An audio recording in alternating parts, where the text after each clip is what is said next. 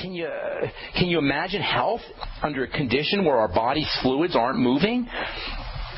Stagnation and health are mutually exclusive. This is the root of all degenerative disease. People, if we are really interested in reversing the degenerative process, in getting our birthright back, our birthright of health and wellness and vitality, we have to understand this connection between fluids that aren't moving and the disease process. Stagnation is the root of all degenerative disease. It's the birthplace of all disease, and it's all because of this lack of electrical energy that is formed when fluids move. Stagnation means fluids are not moving. Degenerative disease means fluids are not moving. That's what it means when we say microinflammation is the cause of all disease. That's it. There's 12,000 different diseases, according to the World Health Organization, and all 12,000 different diseases at their core have fluids that aren't moving secondary to an inflammatory process. Fluids that aren't moving secondary to the inflammatory process means cells that are starving, cells that are toxic, and cells that are deprived of oxygen, that is, cells that are suffocating. And because all disease is cell disease, you've now put in a nutshell, wrapped it up with in a little bow, the cause of all disease. How cool is that? You just heard it on the Brightside, no matter what your doctor tells you. Starvation, suffocation, toxification, secondary to stagnation and inflammation. All right, got lots more I want to talk about when it comes to the electrical energy. The electrical energy of foods. We'll continue this discussion tomorrow. Time to hit our phones. 855-660-4261 is our number. Cord has been holding on a long time. What's up, buddy? How you doing? Cord in Missouri. Can you hear me? Yes, sir. Welcome to the Brightside, buddy. How you doing? I've been a new listener to your programs. Pretty awesome. I listen to Dr. Glidden and Dr. Wallet, so cool. I guess you'd be number 3. All right. But I actually have 3 questions, so I'll be brief. My first one's over calcium. Okay. Because I definitely know that Youngevity's calcium is really absorbable, and that's what you want to look forward to whenever you're getting calcium. But, like if you're shopping around online, calcium, there's so many varieties. There's calcium carbonate, calcium lactate, calcium. Okay. We'll give you the rundown on I'll give you the whole rundown on calcium. It's a great question. What are your other 2 questions, Cord? The other one's about, I don't know if you know about a whole lot about foods, but the next one's about ginger roots, and I do I do listen to your advice, and I drink smoothies every day. Okay. And I also just chop up some fresh ginger roots from the store. Good deal. And I read somewhere online that it's kind of weird, but that ginger root can inhibit the absorption of fat-soluble vitamins. I'm not sure how that would work. What's your third question, buddy? And the third one's over thinning hair. I've heard that nettle root and nettle leaf can help. I don't know if it stops hair loss or help grow it back. I don't know if you know anything about that. Let me take those questions one at a time. First of all, calcium is a very tricky substance. It's very, very important. I don't mean to underestimate the importance of calcium, maybe the single most important mineral in the body, arguably anyway. It's got lots of roles to play, but at the same time, you want to be very careful about how you supplement with calcium. Calcium and all mineral absorption requires a functioning fat absorption system. And given that 1 out of 3 Americans is dealing with some kind of fat malabsorption problem, if you don't take your calcium in the correct form, if you don't address digestive issues, and if you don't use cofactors with that calcium may not get absorbed, and calcification of tissue, where tissue actually absorbs calcium or where calcium deposits in tissue, can be a leading cause of death. Calcification of the heart, calcification of the brain, calcification of the kidneys, calcification of the soft tissues in the body is a big problem. So you want to be very, very respectful of calcium. As always, with all minerals, the best way to get your minerals is going to be in foods, and this is especially true about calcium, which is such a tricky mineral to absorb.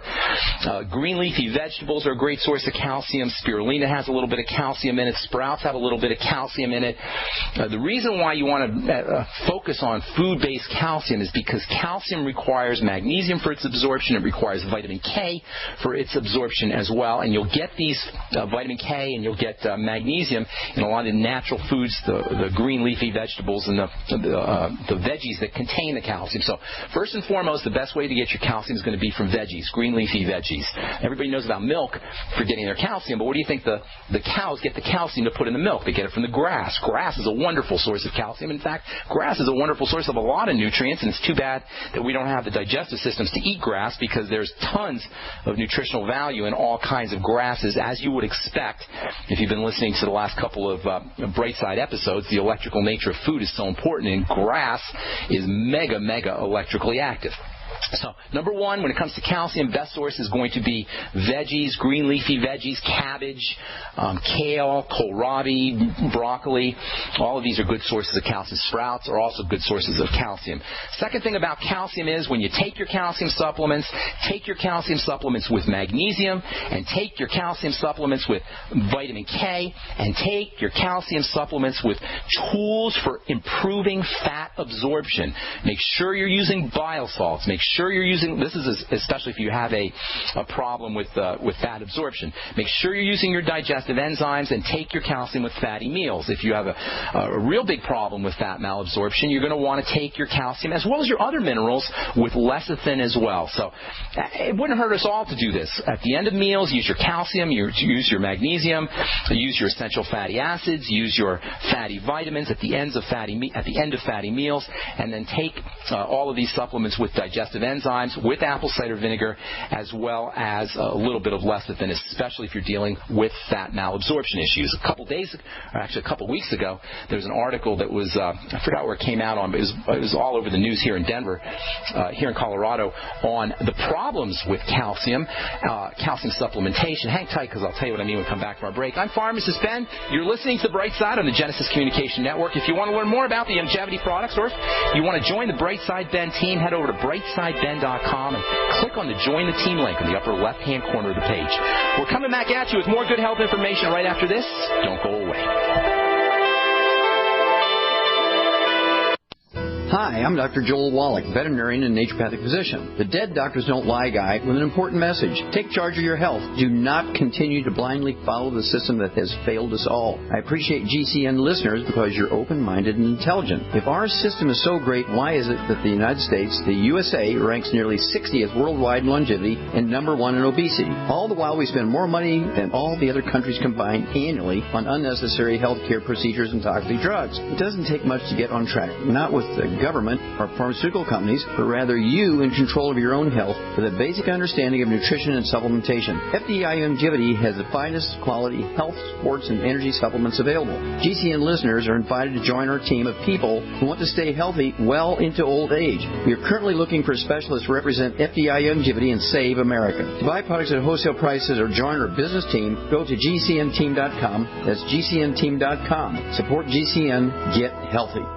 So we decided to upgrade the look of our home. You know, improve the curb appeal. We decided to add the look of stone to the exterior. We really like the stacked stone look. Yeah, but when I checked into the price, it was ridiculous. No way could we afford it. Then a friend told me about Genstone. Genstone. Genstone comes in lightweight panels made of polyurethane. They've actually engineered the hassle out of installation. No mortar, no mesh. It was easy. Even I could do it. We just screwed the panels to the wall and it looks like stone. I mean, it really looks like stone. Yeah, from the box to the wall in minutes. We love the look of our home now. And Genstone is durable, comes with a 25-year warranty, and offers additional R value for insulation. If you want the look of stone at a price you can afford, call Genstone at 855-955-STONE. Trust me, you'll save money. And you'll love the look. 855-955-STONE. That's 855-955-7866.